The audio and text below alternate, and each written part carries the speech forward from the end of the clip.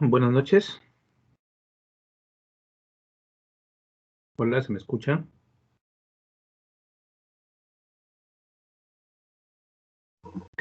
Buenas noches, se escucha correctamente. Ujú. Muy bien. ¿Pueden ver la pantalla? La intervención psicológica. Muy bien, Sí, se ve. muy bien. Muy bien, estimados alumnos, muy buenas noches. En esta oportunidad vamos a dar inicio a la 10ª semana de nuestro ciclo 2022. Y en esta oportunidad vamos a terminar lo que la semana pasada no pudimos, que se trataba de un tema muy importante que es el trabajo directo del psicólogo, que es la intervención psicológica. ¿Ok? Habíamos hablado de algunos puntos muy importantes como la fortaleza mental en el deporte y las variables que intervienen en la fortaleza mental como la autoconfianza, la autoestima, la motivación interna, el autocontrol, habilidades psicológicas, resiliencia, estrategias de afrontamiento del estrés, locus de control interno, tolerancia a la frustración, atención, concentración, valores relacionados con el esfuerzo y el compromiso y variables socioambientales.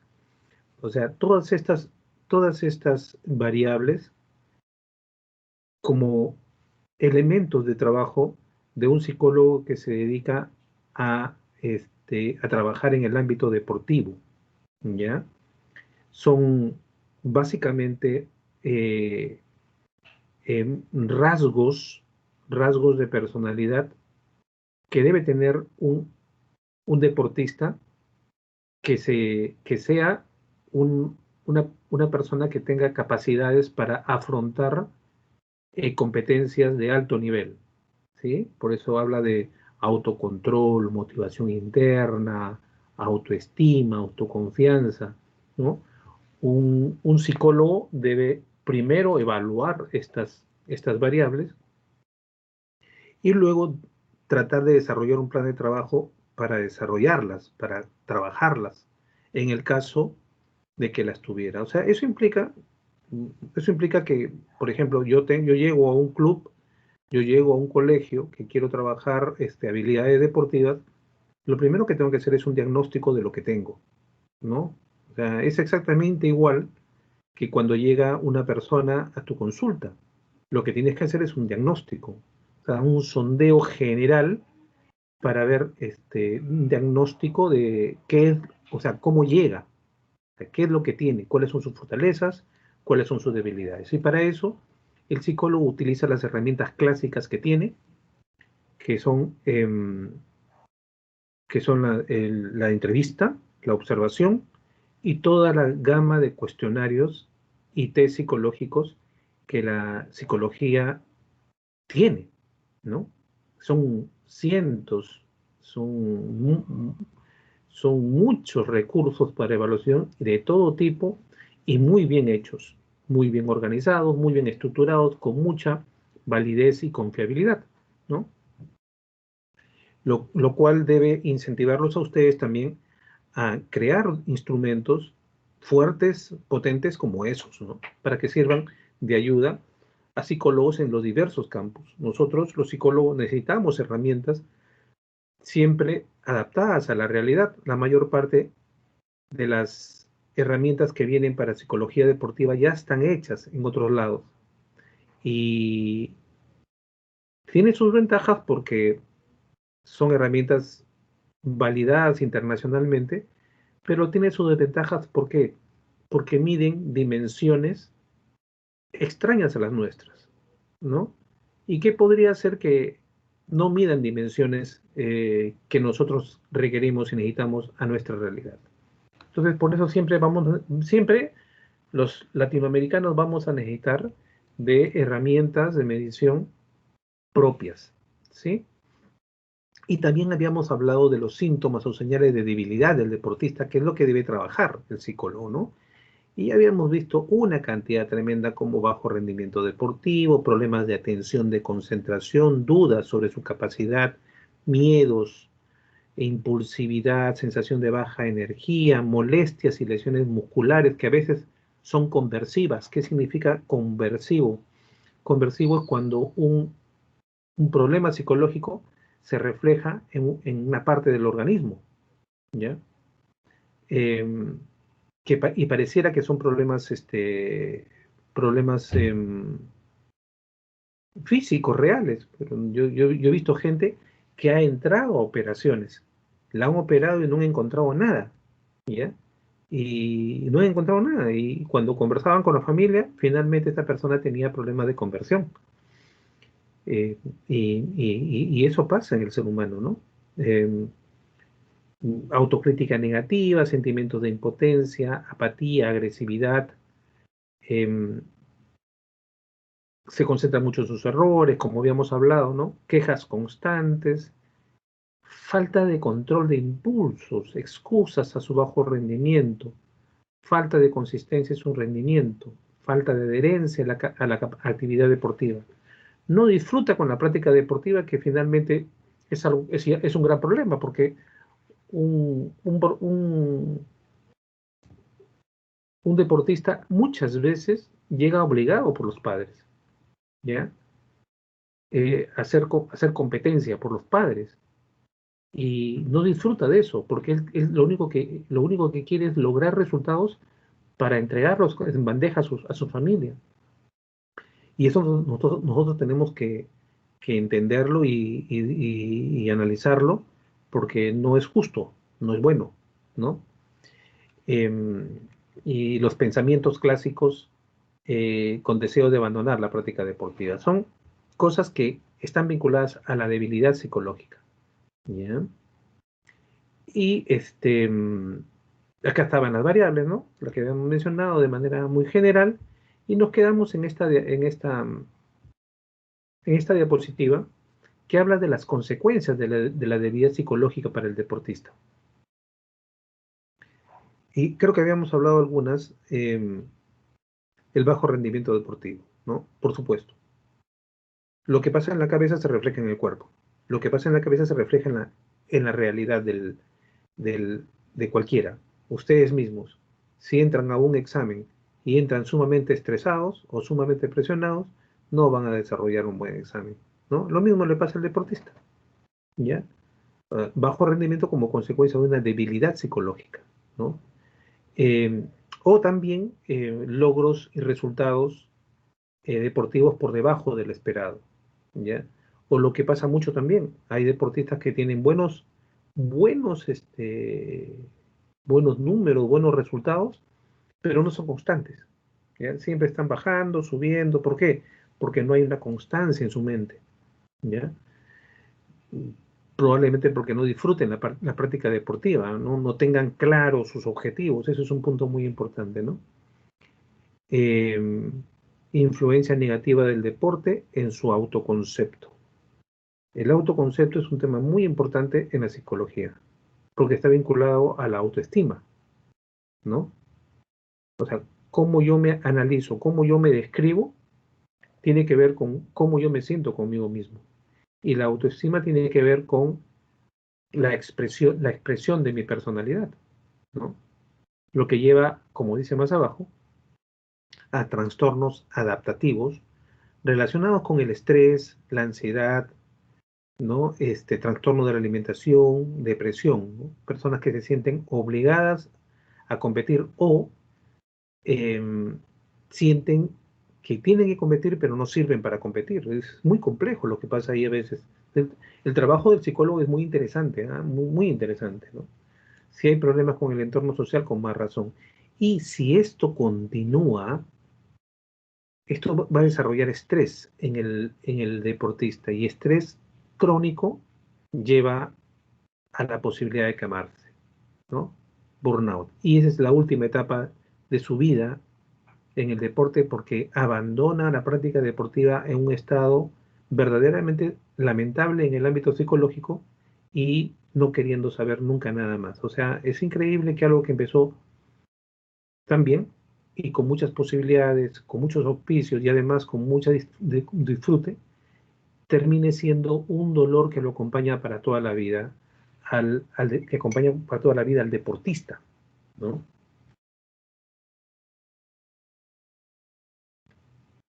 Muy bien, y ahora continuamos. Si hay alguna pregunta, ustedes no duden, por favor, en, en interrumpir. ¿Ok? De alguna manera, eso, lo que hemos hablado, se va a reflejar acá. En la parte izquierda vamos viendo cómo va creciendo algo, ¿no? Que es desde la alta presión que siente alguien, ¿ya? Y acá yo les comento hasta una experiencia personal, ¿no? Yo tengo un familiar directo que gusta de la danza y baila muy bonito, pero en el lugar donde estaba, porque ya no está, había mucha presión por competir, ¿ya? Y esta chica que es que danza muy bonito y que danzaba por disfrute, terminó abandonando una, un hobby que le atraía tanto porque sentía que ya no disfrutaba eso. ¿Por qué? Por la presión. La presión de sus compañeros y la profesión de los profesores, ¿no? Que este, buscaban gente que destaque para que represente a la academia, ¿no? Y finalmente no resistió esta alta presión y dejó de bailar, lo cual es muy penoso porque deja de hacer algo que le gusta, que le atrae y que la desarrolla y la realiza, ¿no? Y que esa alta presión puede llevar a la baja autoestima, a la baja autoconfianza. Claro, porque no todos estamos preparados mentalmente para competir. No todos. Hay gente que está muy preparada y lo reconozco y los valoro. Pero el hecho de que otros no quieran competir no quiere decir que sean menos. Sencillamente no les gusta la competencia, ¿ya? Prefieren hacer las cosas bien sin presión, ¿ya? Y disfrutarlas, ¿no? La baja confianza en sí mismo eh, lleva a estrategias inadecuadas de gestión del estrés, ¿ya? Que, que afecta definitivamente a la autoestima de la persona porque ve que otros avanzan porque tienen mayor fortaleza psicológica y esta persona no. Y comienza a bajar tu rendimiento, generar ansiedad. El burnout es algo así como el hartazgo, el hartazgo de ese tipo de vida y abandonan la práctica deportiva. Y yo creo que así se pierde mucha gente que ama el deporte, pero que indebidamente manejado por los padres o por los tutores o por quienes la dirigen, este, pierden eh, algunas personas que pueden tener otro tipo de logro, ¿no?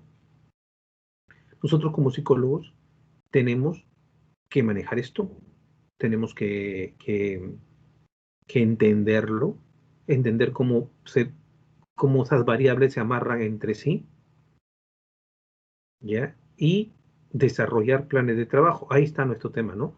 Desarrollar planes de trabajo coherentes. Nosotros los psicólogos y estimados alumnos no podemos trabajar a lo que se nos ocurra, a la buena idea, al buen chispazo, algo que encontré por ahí en una página web, otra cosa que encontré por otro lado no, nosotros tenemos que trabajar en estructuras de estrategia, ¿ya? Estrategias que vayan desde una línea base se llama a una evaluación inicial que te da un diagnóstico, para luego comenzar a desarrollar las habilidades que no observas en la línea base y luego medirlo con el mismo instrumento que mediste acá para ver si avanzas o no, ¿no? Pero en el medio hay toda una estrategia muy bien pensada, ¿ya? Eso es lo que pasa en Europa, eso es lo que pasa en Estados Unidos, ¿ya? Estrategias muy bien pensadas, muy bien hechas. Nosotros los latinos muchas veces nos dejamos llevar lo genial, lo que se me ocurrió, ¿no?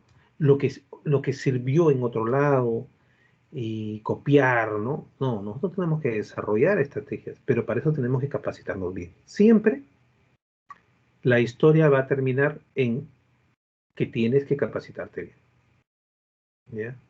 No hay manera. La competencia es tanta en la psicología hoy que, que tienes que capacitarte bien. Y ahora está pasando un fenómeno. Ayer yo estuve hablando con otro amigo psicólogo que está enseñando en la Ricardo Palma y en la USIL y me dice algo que yo me he dado cuenta acá. Me dijo, el 99% de mis alumnos son mujeres, me dijo. Y yo le digo, oye, eso también pasa a mí, ¿ah? ¿Ya? Entonces, ¿qué está pasando? Y eso puede ser muy bueno para la psicología, ¿ya? ¿Por qué? Porque la mujer es más sensible que el hombre, ¿ya? La mujer cuando quiere hacer algo bien, lo hace, es muy detallista, ¿ya? Es más organizada que el hombre. Entonces, yo creo que hay mucha expectativa, ¿ya?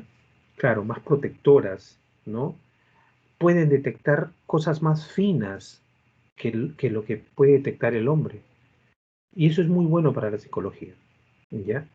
Pero si a eso a ustedes le agregan mucho orden, mucha estructura y mucha lectura, mucha práctica, participar en cursos, hoy día es fenomenal lo que está pasando en el mundo. A mí me falta tiempo para cursos porque me invitan a 1000 cursos. Ahí los congresos son gratuitos. Por ejemplo, el Congreso de Psicología que recién ha terminado ha sido gratuito, ¿no? Y han habido más de 180 conferencias, ¿no? Pero yo lamentablemente no he podido asistir a ninguna. Me matriculé en 100, creo. Pero bueno, pasan cosas, pues. Pero de repente ustedes puedan tener un poco más de tiempo y, y conectarse a redes de psicología y van a ver que van a haber charlas, congresos, eventos a nivel mundial gratuitos hoy día, ¿ya? Entonces el conocimiento está ahí. Solo falta tomarlo, darse un tiempo, de repente dormir un poquito menos, ¿no? Un poquito menos de lo que ya duermen, pero o los fines de semana, felizmente que se guardan también los eventos, verlos los fines de semana, pero no se pueden quedar con solamente lo que les diga el profesor, ¿ya? Y más aún, si por alguna casualidad ustedes no tienen un buen profesor, están fregadas, ¿no? Entonces, pero eso no quiere decir para nada que, que ustedes no asuman la propia responsabilidad de su cambio, ¿no? Efectivamente, Beatriz, hay demasiada información, ¿ya? Y no sé si es bueno, pero creo que sí es bueno, ¿ya? ¿Por qué? Porque nos obliga a elegir y a organizarnos, ¿sí? Entonces, como conclusiones de lo que hemos visto, ¿ya?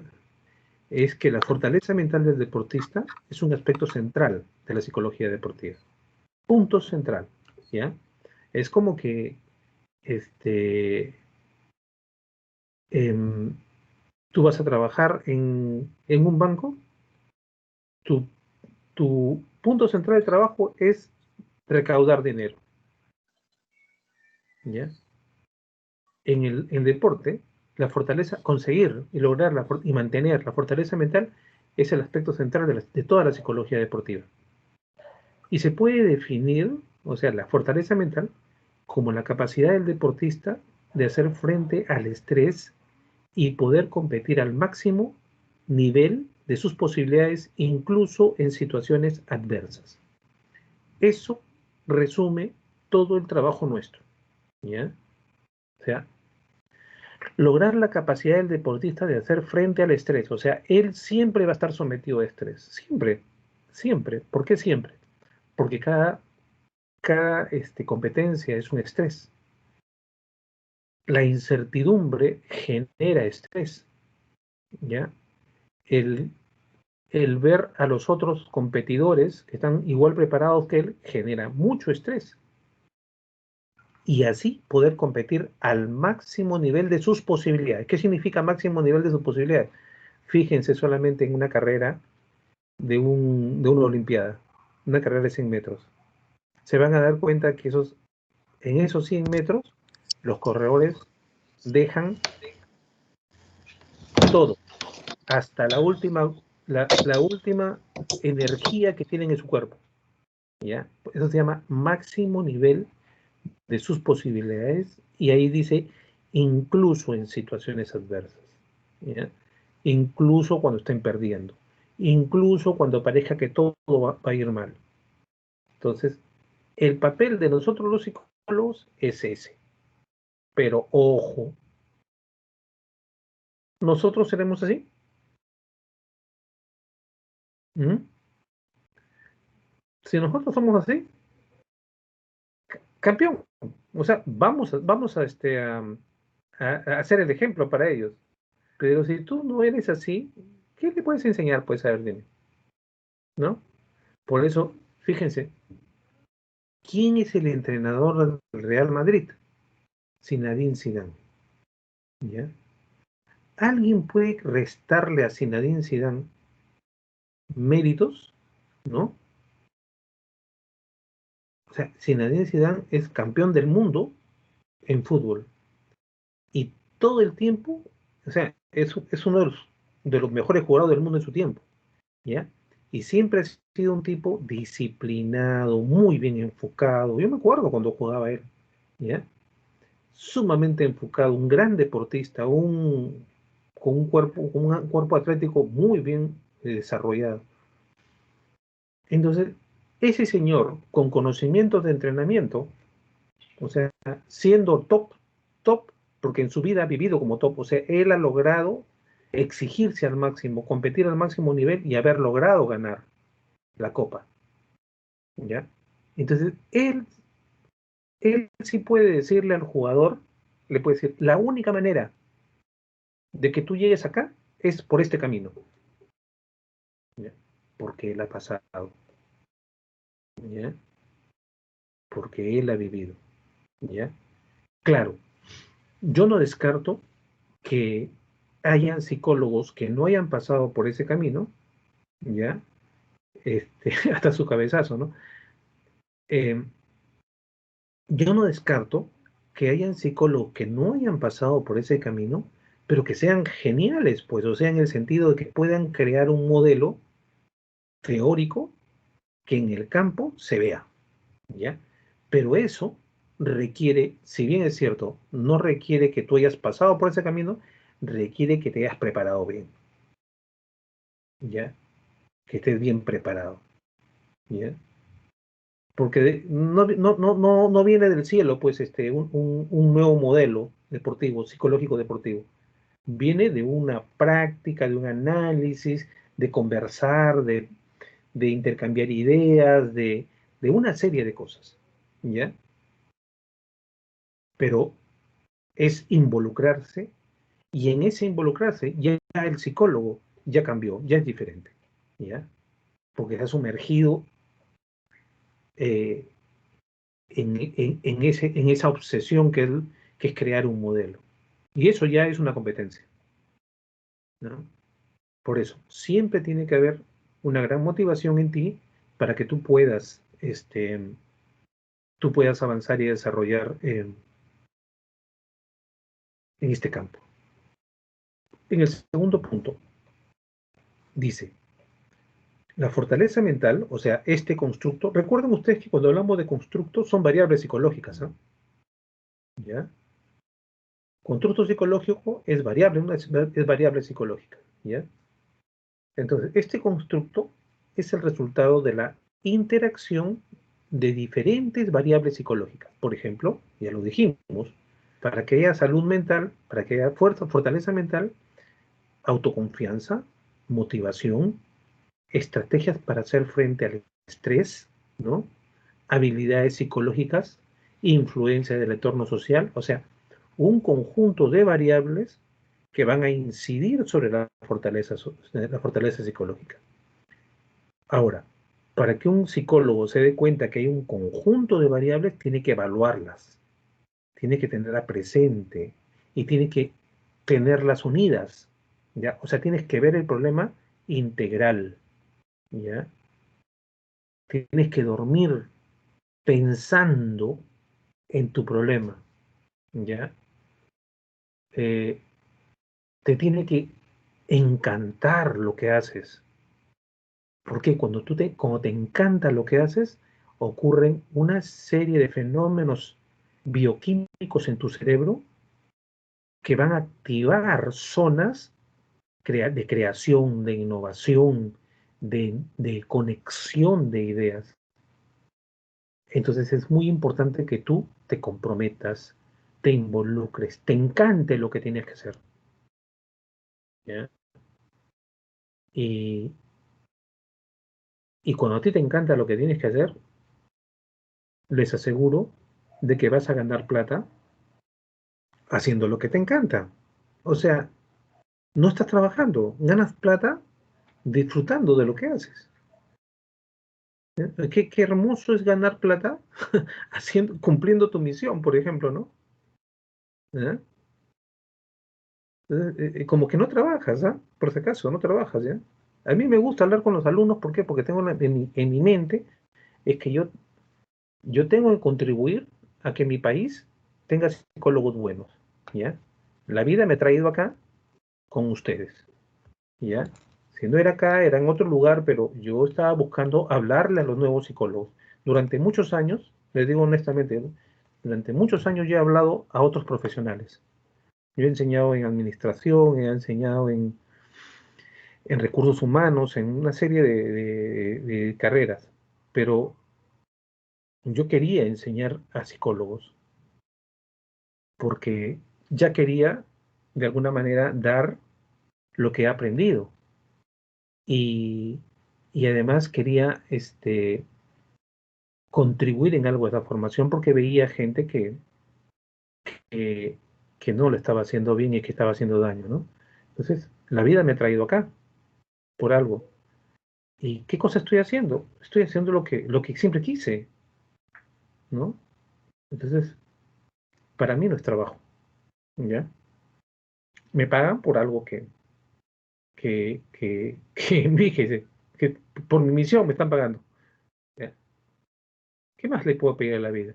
Entonces, el consejo que les doy yo a ustedes es que busquen eso, busquen desarrollarse en el camino que les encanta, ¿no? Que les gusta, pero analícense qué les gusta, ¿ya? Y así van a ser como estos competidores, como estos deportistas que nosotros tenemos que trabajar con ellos. Ellos hacen lo que les gusta, ¿ya?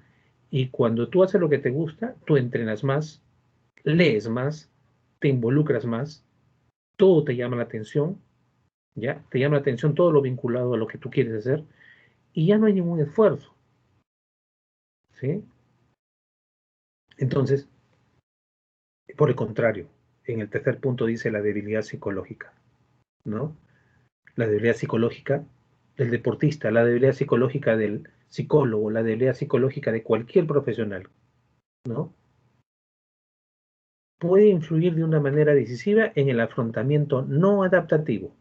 ¿Qué significa afrontamiento no adaptativo?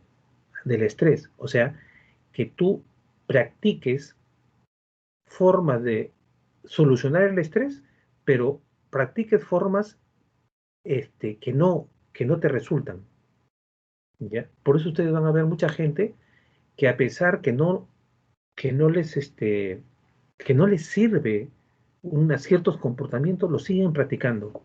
¿Por qué? Porque son afrontamientos no adaptativos, algo así como comportamientos neuróticos, ¿no? ¿Ya? Que todos tenemos de alguna manera, ¿no? Entonces, em, en el deportista pasa igual. O sea, ¿qué está practicando este chico o esta chica que no le está resultando como medida para controlar su estrés, por ejemplo? ¿No? ¿Y por qué sigue practicando algo o sea, un afrontamiento que no le sirve? Entonces ya tiene un comportamiento neurótico, ¿ya? Y eso pasa en consulta siempre, ¿eh? Personas que, por ejemplo, recientemente me tocó una chica no quería separarse del marido, que ya el marido no quería saber nada con ella, y ella lo buscaba, él la botaba, ella lo volvía a buscar, él la volvía a botar y la botaba como, cada vez como perra. Disculpen que utilice eso como un perro, ¿no? Porque eso es, ¿no? Y, y ella no aprendía, iba nuevamente a buscarlo, creyendo que en algún momento podía convencerlo. Entonces, ¿por qué las personas practican comportamientos no adaptativos para solucionar sus problemas cuando o por qué no se dan cuenta que esos comportamientos lo único que están haciendo es metiéndolas a un remolino mayor de problemas? Eso, eso es la psicología, estimados alumnos, ¿no? Con lo cual afecta negativamente al deportista, tanto el terreno deportivo como en el personal, ¿no? O sea, te afecta a todas tus vidas, a todas tus áreas, ¿no? Especialmente a los deportistas más jóvenes, ya que son mucho más vulnerables a la presión y al estrés, y los daños psicológicos pueden ser, por lo tanto, mayores, cuantitativa y cualitativamente. Entonces, tenemos esos problemas eh, que nosotros tenemos que darnos cuenta para poderlos abordar, ¿ya? Entonces, hay muchas cosas. Por ejemplo, desarrollar habilidades para darte cuenta, desarrollar habilidades para evaluarlos, desarrollar habilidades para obtener un diagnóstico adecuado, preciso, pero sobre todo desarrollar habilidades para desarrollar estrategias que lleven ordenadamente a una persona a la superación de sus problemas, ¿sí? Y por último, dice en esta diapositiva, en el caso del deporte base, será responsabilidad de todos los agentes sociales y deportivos implicados velar por la práctica deportiva, porque esta práctica deportiva contribuye a potenciar las variables psicológicas vinculadas a lo que es fortaleza, desarrollo mental del deportista, ¿no? Para garantizar que la práctica deportiva ayude a un desarrollo total. O sea, no es solamente responsabilidad del psicólogo, pero sí es responsabilidad del psicólogo involucrar al resto, convencer al resto, ¿ya? De, de que tiene que trabajarse integralmente. Si queremos salir como club, queremos salir como institución, queremos salir como colegio, adelante, como universidad, donde trabajemos, todos tenemos que contribuir. Entonces el psicólogo lo que tiene que tener es una visión global para desarrollar una estrategia completa donde todos contribuyan a esta mejora. Muy bien. ¿Alguna pregunta hasta acá?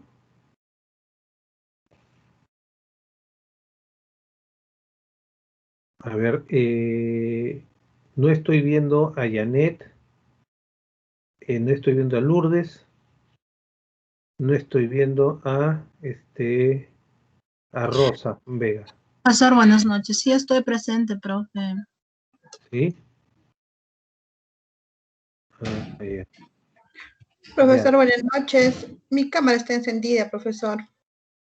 ¿Sí? Sí, profesor. No veo, no veo a Lourdes Marleni.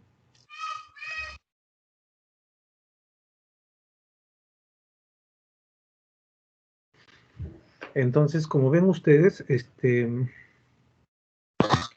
ok. Lourdes dice que está en su trabajo y que sale a las 8. Bueno, la iremos a buscar a su trabajo a las 8. Muy bien. Entonces, lo que vamos a ver ahora son principios del tratamiento y protocolos de uso en el trabajo psicológico, ¿de acuerdo? Y para eso vamos a tomarnos un pequeño descanso, porque cuando hablo mucho, un poco que la garganta me duele. ¿Ya? Entonces, unos 10 minutos, por favor, y nos encontramos nuevamente. ¿Les parece? Ok, profesor. ¿No se molestan? Está bien, profesor. No nos molestamos. No te preocupes.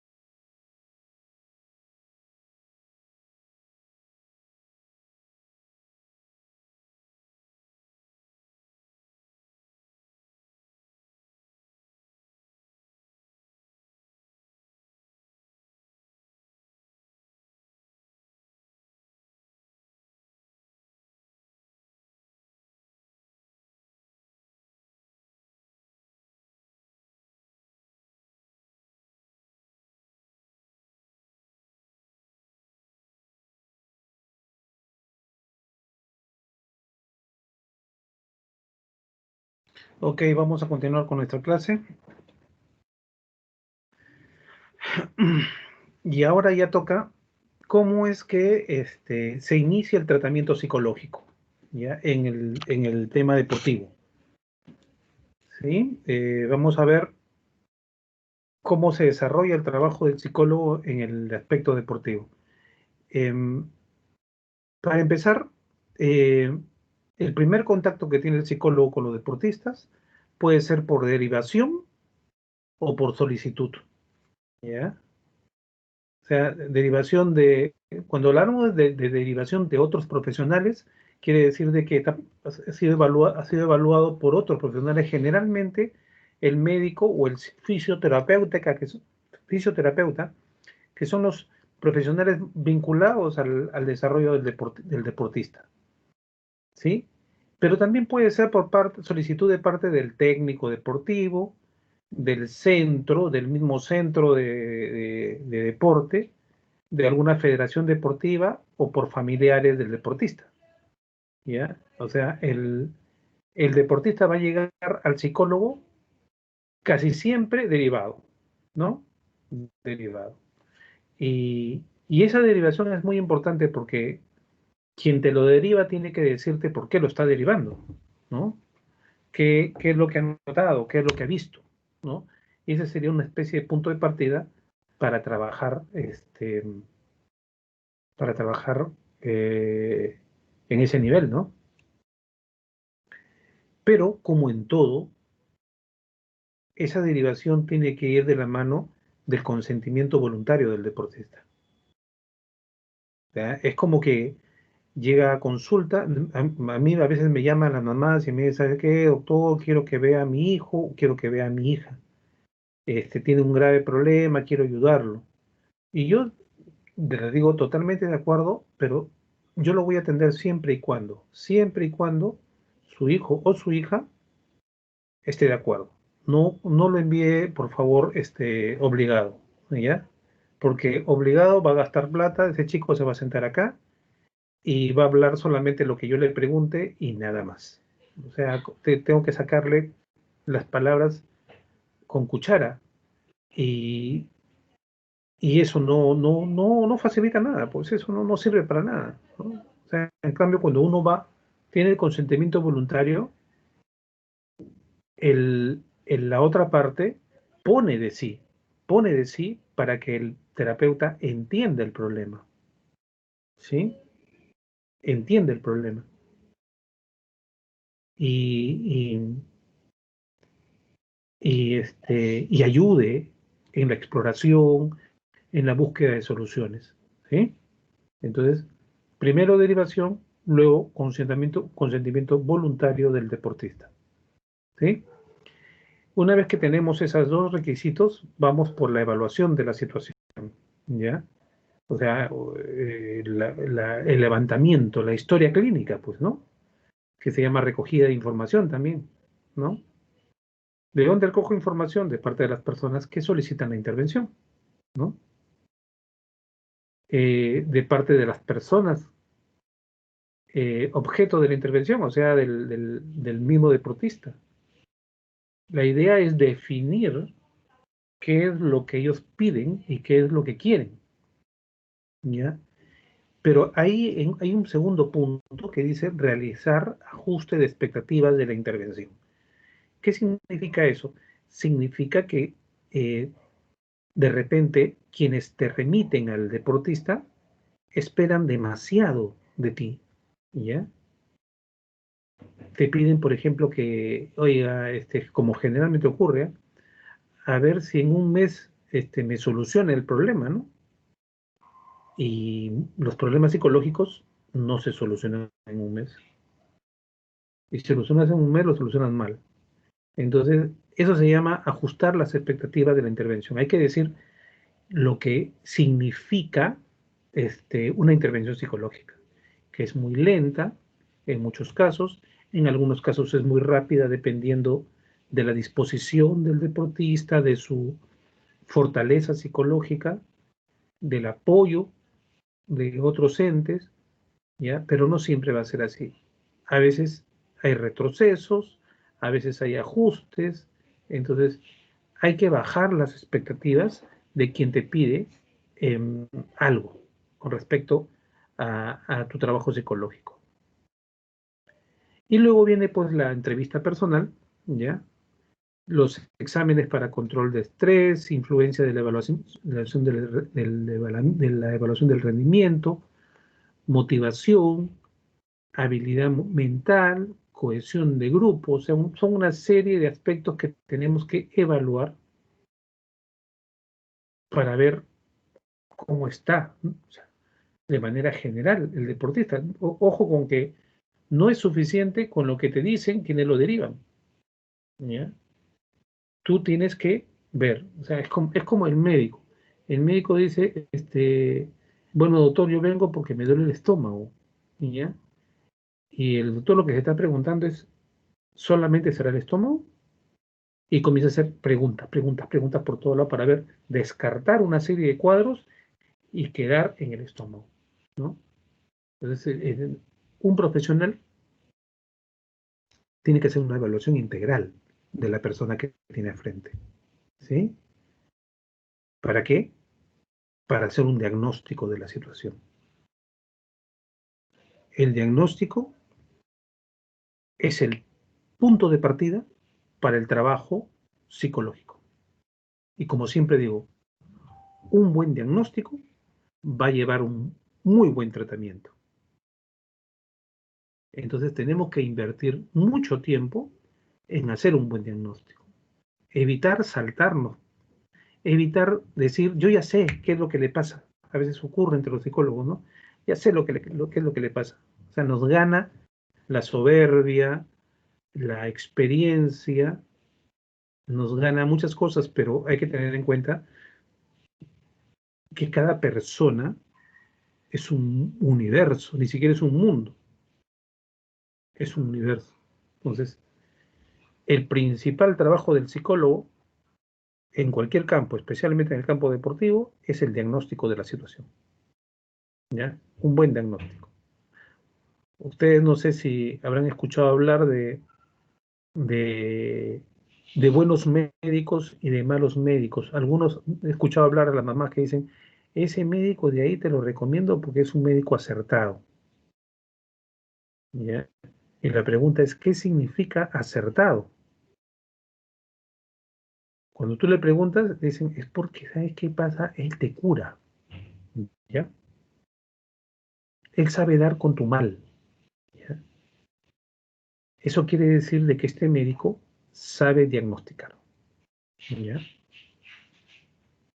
Entonces, pero para diagnosticar, por si acaso, mi estimado futuros psicólogas, para diagnosticar no es tan sencillo, ¿ya?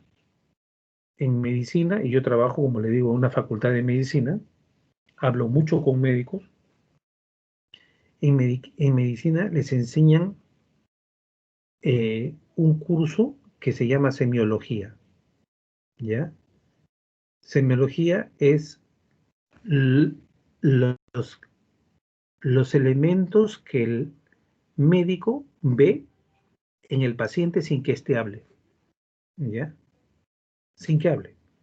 Hay médicos que son tan competentes que sin preguntar al paciente nada y mirándolo, que saque la lengua, le toca, puede llegar a un diagnóstico. ¿Por qué? Porque es un excelente semiólogo, ¿no? Sí, los médicos antiguos te dicen, los médicos de ahora no saben ya mirar, ¿no? Desde que entra el paciente, uno tiene que ver color de su piel, tiene que ver la mirada, cómo van los hombros, cómo están moviéndose, dónde cojea, cómo huele el paciente, te dicen. Entonces, nosotros tenemos que ser igualitos que ellos, mucho mejor que ellos, ¿ya? Los pacientes desde que están entrando ya te están diciendo qué tienen. Y eso contribuye a un buen diagnóstico de la situación. Llegado ese diagnóstico, como dice ahí en la diapositiva, hay que hacer una comunicación de los resultados de la evaluación, ¿ya? Y planificar el trabajo que vamos a desarrollar. O sea, cuando ya tú tienes claro cuál es el panorama, entonces ya sabes qué tienes que hacer. ¿Sí? Ya sabes qué tienes que hacer. Que es el plan de trabajo psicológico. Es la intervención psicológica propiamente dicha. ¿Ya? Muy bien. ¿Hasta acá algún comentario, alguna pregunta? Veo que Rosa Taje se aburre de lo más lindo con este profesor que habla y no, nada que ver. No dice nada. ¿No? Miren la importancia de tener las cámaras encendidas, ¿no? Ves a tus alumnos, pues. Pero no veo a Noelia. ¿Qué pasa? Que no te veo. ¿Dónde estás? ¿En qué te escondes? ¿Mm? Sí estoy, profesor. Pero no estás con tu cámara abierta. Deja de comer, pues Noelia, ya, y ponga atención a la clase. Profesor, una consulta. Sí. ¿Me podría explicar, no sé si usted ha explicado y no le he entendido, las siglas que es la CPRD, que está en la diapositiva anterior, por favor? Ah, ya. Esto viene a ser siglas que tienen que ver con un modelo de trabajo en psicología deportiva que tiene que ver con la evaluación de todos los aspectos del deportista. ¿Ya? Es un modelo de trabajo en psicología deportiva. ¿Ya? Que son siglas en inglés. Ah, ¿Ok? gracias, profesor, gracias. Muy bien. Entonces estamos hablando de la importancia de un buen diagnóstico, saber comunicar los resultados. ¿Para qué? Comunicar los resultados, porque hace una diapositiva les dije a usted que hay que gestionar las expectativas de los dirigentes, de los entrenadores. Ellos te van a decir, ¿sabe qué? Yo quiero que ese jugador lo quiero de acá a la próxima semana bien motivado. Pues se están pidiendo, no saben lo que te están pidiendo, ¿no? Entonces tú comunicas los resultados para decir, he encontrado esto y, y el trabajo va a ser esto. Va a durar todo este tiempo. ¿Ya? ¿Ya? Y además el diagnóstico te permite desarrollar un plan de trabajo importante. ¿Ok? Vamos a ver, entonces ahora vamos a hablar de de la intervención psicológica propiamente dicha. ¿Ya? Nosotros debemos tener intervención de corto, pero además de mediano y largo plazo. ¿Ya? Algo así como una intervención de emergencia. ¿Ya? Siempre voy a utilizar el símil del médico porque el trabajo psicológico como que se parece mucho. El ser humano es una unidad, pues, ¿ya? Entonces, si a ti te llega una persona que tiene una crisis de, de, o sea, de autoestima baja y que se acerca a un campeonato y te das cuenta que esa autoestima está asociada con depresión, por ejemplo, entonces tú tienes que hacer algo al respecto, algo ya, ¿ya? Aparte del trabajo que vas a hacer para solucionar la causa, ¿ya? Por ejemplo, tú vas con fiebre al médico, el médico detecta que hay una infección, ¿ya? Y hay otras cosas más, pero lo más importante es bajarte la fiebre. Hace poco fui al dentista, fui con un gran dolor de dientes porque había postergado durante toda la pandemia el asistir al, el asistir al dentista por temor a contagiarme, ¿no? Lógicamente, pero ya no pude más, ya el dolor no me dejaba tranquilo y se me estaba hinchando fuerte la cara. Entonces, lo que el médico me vio, me dijo, bueno, acá hay una gran infección y una gran inflamación. Y yo no puedo ayudarlo, me dijo, ahorita, porque lo primero que tengo que hacer es bajar la infección y bajar la inflamación. 2 semanas duró el tratamiento, Así ¿ya? es. Claro, para 7 bajar. días. ¿Cómo? 7 días, doctor. 7 días, pero no bajaba. Ah, ¿Cómo sabes tú, Giovanna? ¿Cómo sabe Rosa? Doctor, es que yo también trabajo en la posta. Soy personal técnico. Ah, ya. Es 7 días, efectivamente. Pero ¿qué pasaba? Que a mí me dio 7 días de amoxicilina con un desinflamante y no bajó. Entonces fui y me dio otra, y lo mismo no bajaba. Entonces me dio megacilina, ¿ya? Que es un potente antibiótico que es muy fuerte, de 1 millón, ¿ya? Claro. Y tuve que tomarlo 4 días, pero en esos 4 días tampoco bajó. Y me dio nuevamente amoxicilina, ya no me dio megacilina, ¿no? Entonces yo he tomado 2 semanas para que recién me baje y me pueda curar, ¿ya? Entonces, el psicólogo hace lo mismo, como dicen ahí sus compañeras. Tienes que tener algunos casos en los que te das cuenta que esta persona tiene un problema serio, pero también tienes que trabajar ya, ¿ya? ¿Qué haces, por ejemplo, una persona que se quiere suicidar, que tiene un problema mayor, pero se quiere suicidar? O sea, el problema mayor y de mediano plazo va a tener su curso, pero ahorita lo que tienes que tener inmediatamente es una intervención de urgencia para evitar que esta persona se suicide, que son los primeros auxilios psicológicos, como se llaman, ¿no? Entonces, esa es la intervención de corto plazo. Pero también viene la intervención de mediano y largo plazo que no debe salir de tu panorama, ¿ya? Y esa intervención tiene que ver con la temporada. Recuerden ustedes, hemos hablado de temporada. La temporada dura 1 año, ¿se acuerdan? La temporada de trabajo deportivo, ¿ya? Entonces, es todo el resto de año que te queda para lograr que esa persona llegue a la competencia en óptimas condiciones. A veces vas a tener que trabajar diario, ¿no? Normalmente un psicólogo trabaja 1 vez por semana, como máximo. Máximo 2 veces por semana en un caso de urgencia. Pero en deporte, cuando tú tienes plazos cortos, trabajo diario, ¿ya? Ahí vamos a ver videos de psicólogos que están ahí todo el día con ese chico, ¿no? Entonces, el trabajo de mediano y largo plazo ya tiene que ver con largo aliento, tiene que ver con objetivos de largo plazo, tiene que ver con mejoras ya de un funcionamiento psicológico de parte de este deportista o de estos deportistas, ¿no? Eh, También hay intervención de entrenamiento y de competición, ¿ya? O sea, son dos cosas diferentes, ¿ya? Cuando hablamos de entrenamiento es para fortalecer, ¿no? Adherencia al entrenamiento, trabajar con aspectos técnicos, ordenarte a los objetivos del entrenamiento físico, y hay que ir evaluando, ¿no? Pero cuando hablamos de competición, requiere de que ya tenemos que mirar a la competición, ya se acerca un tiempo, la precompetición, ¿ya? O sea, antes, durante y después, tu apoyo, ¿ya?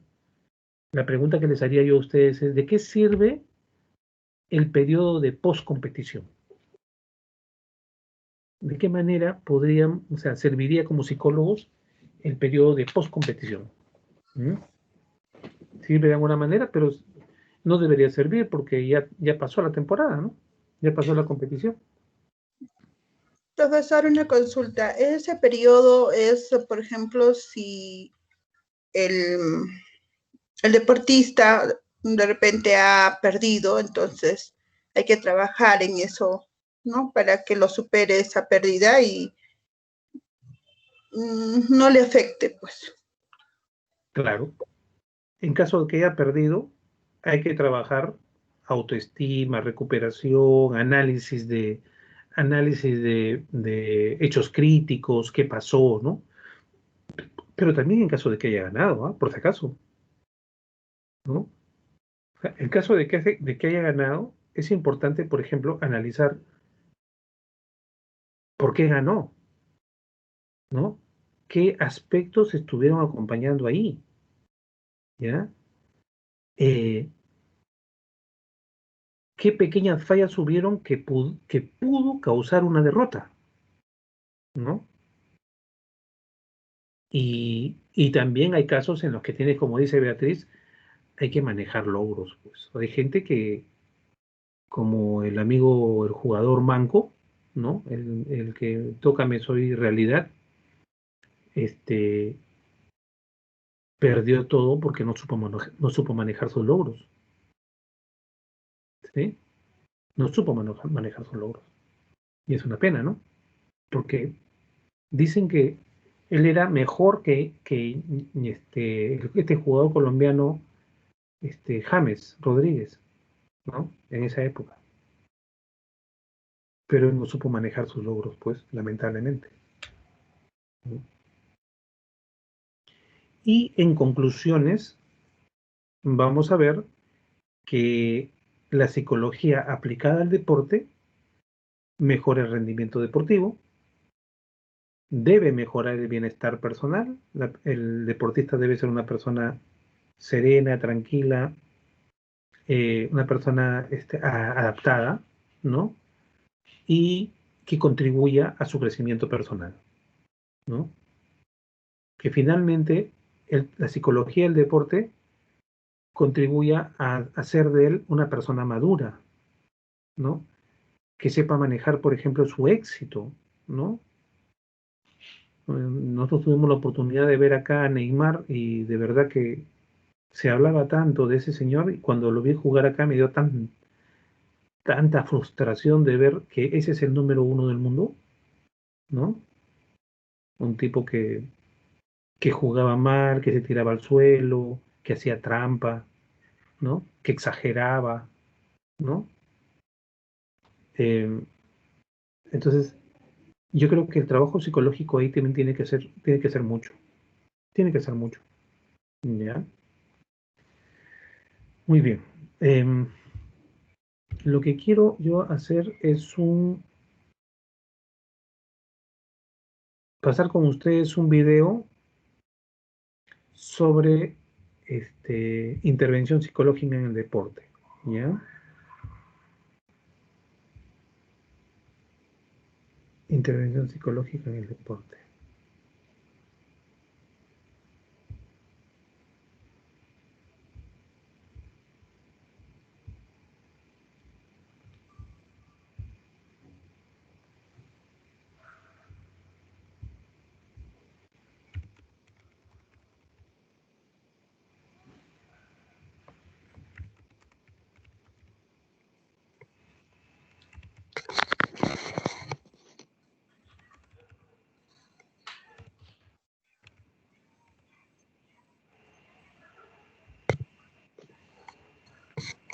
¿Ya? Vamos a ver este video de 12 minutos, ¿ya?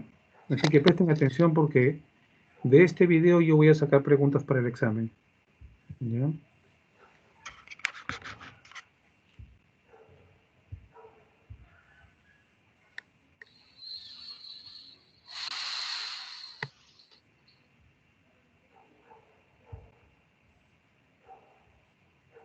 Un segundo.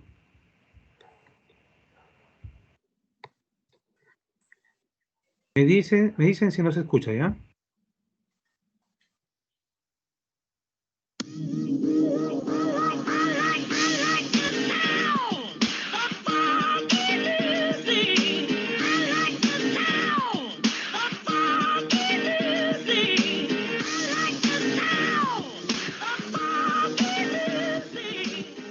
Métodos y técnicas de la psicología del deporte. Comencemos por la definición de psicología del deporte.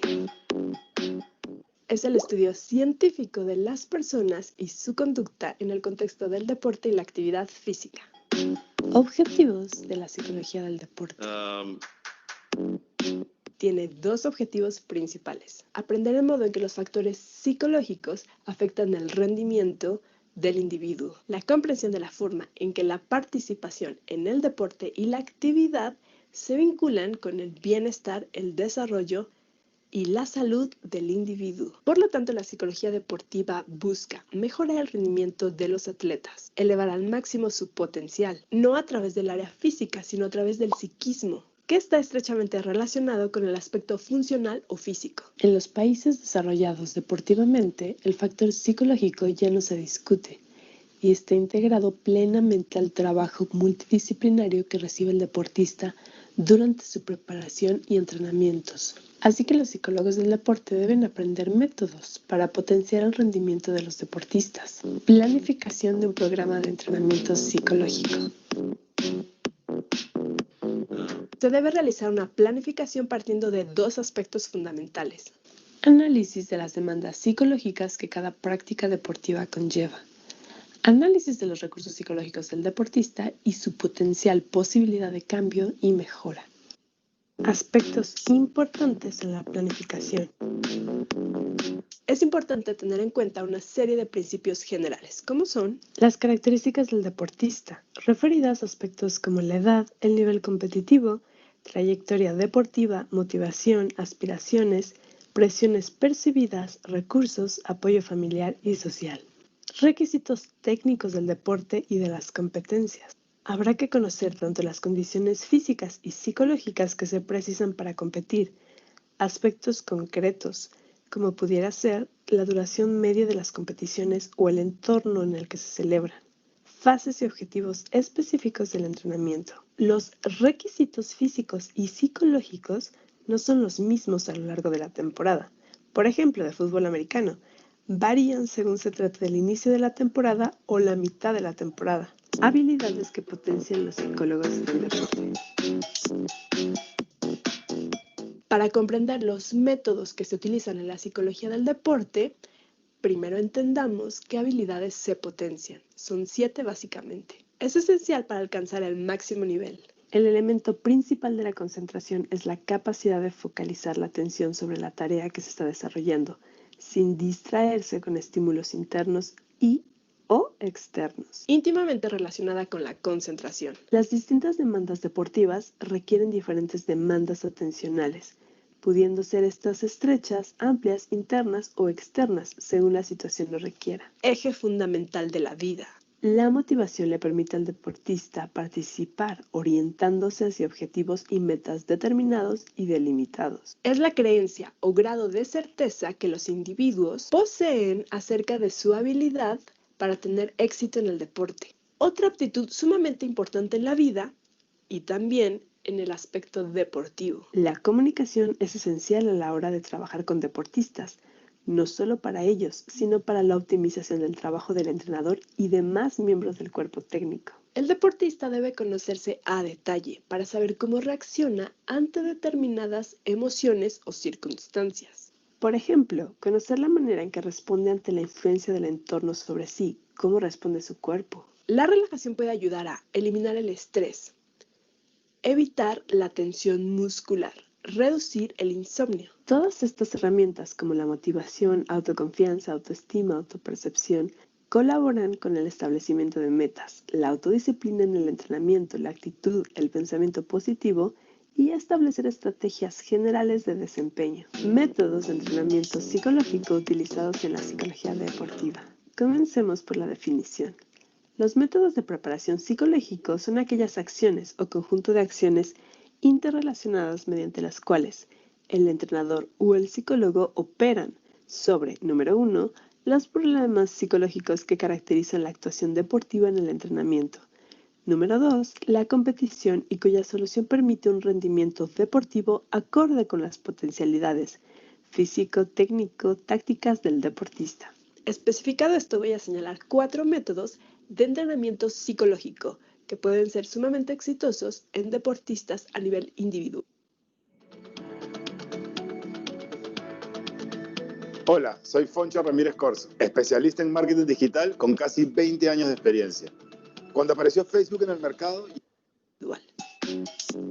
Relajación muscular progresiva. La técnica de relajación progresiva de Edmond Jacobson constituye la piedra angular de muchos métodos de relajación modernos. La fundamentación de la relajación progresiva de Jacobson se basa en el descubrimiento de Jacobson de que tensando y relajando sistemáticamente varios grupos de músculos y aprendiendo a atender y a discriminar las sensaciones resultantes de la tensión-relajación, una persona puede eliminar casi por completo las contracciones musculares y experimentar una sensación de relax profunda, con descenso de la tasa cardíaca y la presión sanguínea. Por tanto, se trata de una técnica que podríamos usar con deportistas que sufren estrés o ansiedad y que pudieran ver la competición como algo amenazante. Es una técnica fisiológica centrada en la relajación de la musculatura esquelético-motora, definiéndose la tensión como la activación y contracción de las fibras musculares esqueléticas, mientras que la relajación sería un proceso opuesto de desactivación y alargamiento de las fibras musculares. Este método tiene una serie de supuestos básicos, que son: el programa del entrenamiento debe basarse en discriminar las señales de tensión de los diferentes músculos del cuerpo a través de ejercicios sistemáticos de tensión-relajación. La relajación muscular esquelético-motora conlleva de manera automática una relajación del sistema autonómico vegetativo y del sistema nervioso central. La relajación fisiológica produce efectos paralelos de relajación cognitiva y emocional. El autor Edmond Jacobson denominó esta técnica progresiva porque el procedimiento progresa desde un grupo de músculos al siguiente, hasta que todos los grupos musculares están completamente relajados. La relajación progresiva llevará, por tanto, a tensar y relajar músculos específicos, siendo el fin último el de aprender a relajarse completamente en poco tiempo. De este modo, después de aprender correctamente esta técnica, se puede utilizar una palabra convencida como relájate para accionar la relajación en unos pocos segundos. Se ha utilizado especialmente en aquellos deportes individuales en los que hay cierto stop en su ejecución, como podrían ser los deportes de saltos y lanzamientos en atletismo, los saltos de trampolín o la recuperación entre repeticiones. Visualización o práctica imaginada. La técnica de la visualización también se encuentra en ocasiones con otras denominaciones, como entrenamiento mental o práctica imaginada. Este tipo de práctica es la más novedosa y paradójica en el aprendizaje del movimiento, ya que implica aprender una habilidad motora sin moverse, sin ejecutarla directamente por el sistema neuromuscular.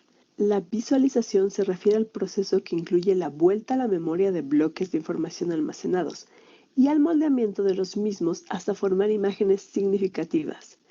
Esas vivencias serán producto de nuestra memoria, experimentadas internamente mediante el recuerdo y la reconstrucción de eventos anteriores. Así, mediante la visualización, podremos imaginar o representar acontecimientos que todavía no han ocurrido. La visualización puede y debe implicar al máximo número de sentidos que sea posible, incluso cuando nos referimos a ella como imágenes visuales.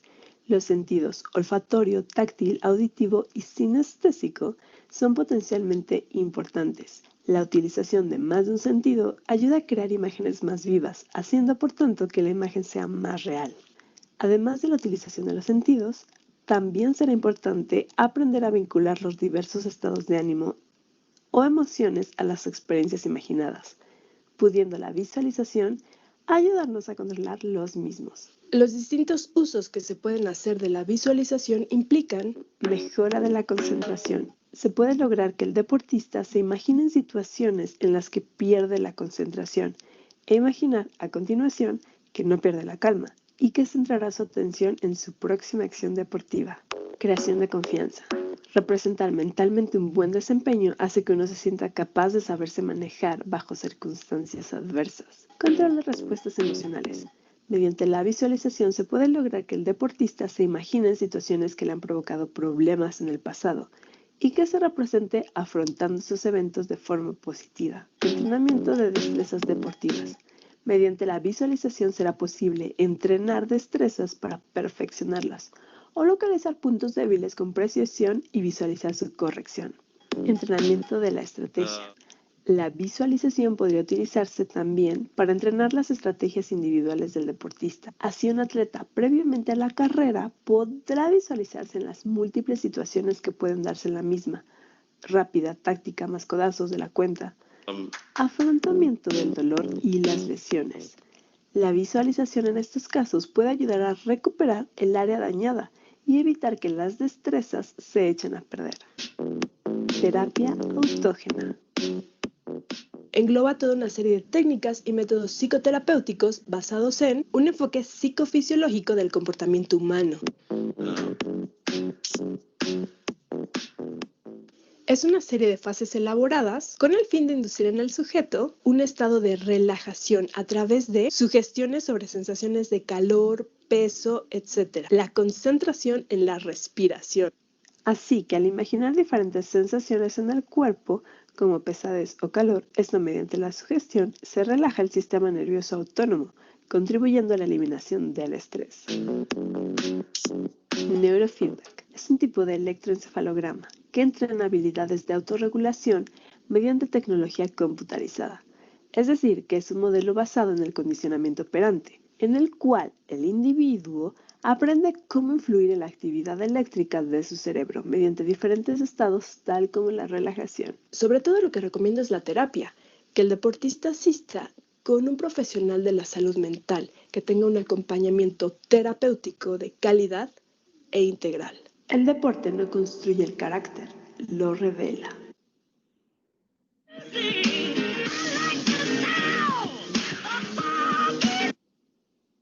En Creana.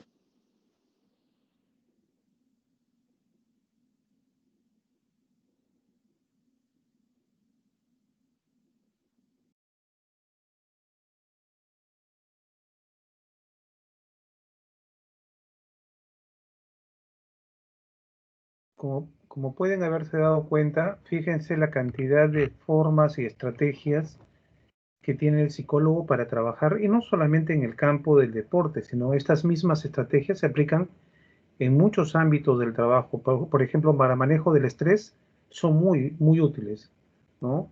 El entrenamiento progresivo, la relajación progresiva de Jacobson, no sé si la han enseñado ya a ustedes.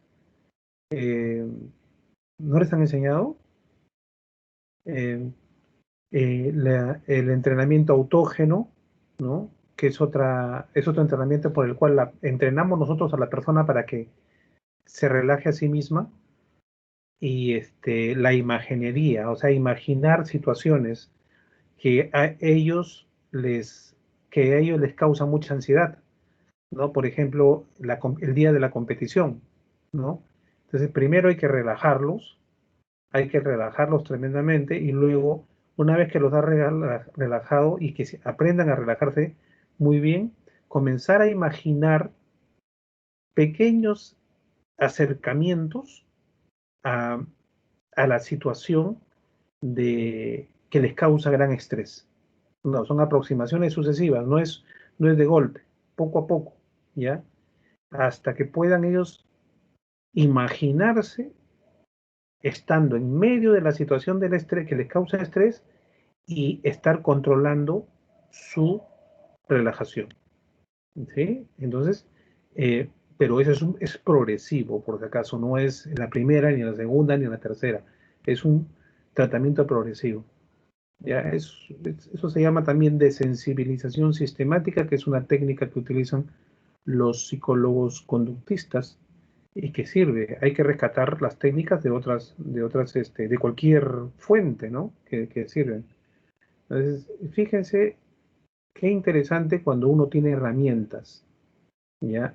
Tiene recursos. Por eso les digo a ustedes, lean, revisen, pregunten a sus profesores. Ustedes no preguntan. Yo tengo que sacarles a ustedes las preguntas por